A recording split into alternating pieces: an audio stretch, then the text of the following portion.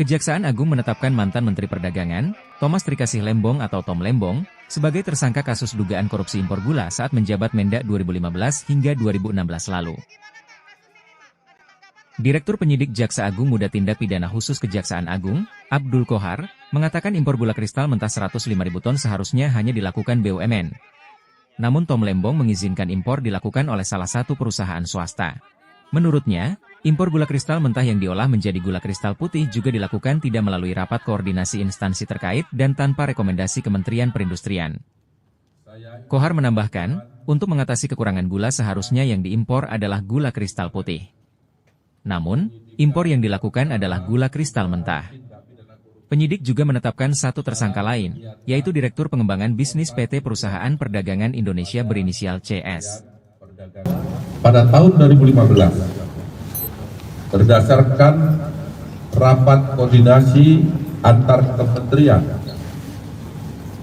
tepatnya telah dilaksanakan pada tanggal 12 Mei 2015, telah disimpulkan bahwa Indonesia mengalami surplus gula, sehingga tidak perlu atau tidak membutuhkan impor gula.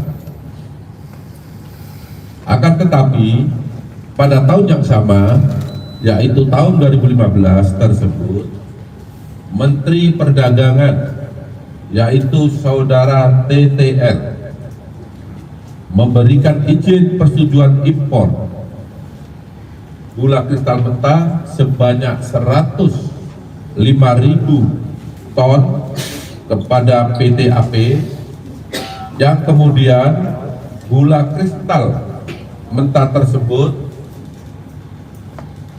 diolah menjadi gula kristal putih atau GKP.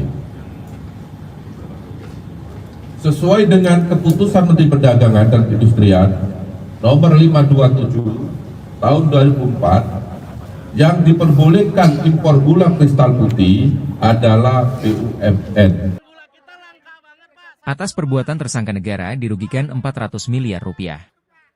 Kejaksaan Agung menahan Tom Lembong dan tersangka CS di Rutan Salemba Cabang Kejaksaan Negeri Jakarta Selatan.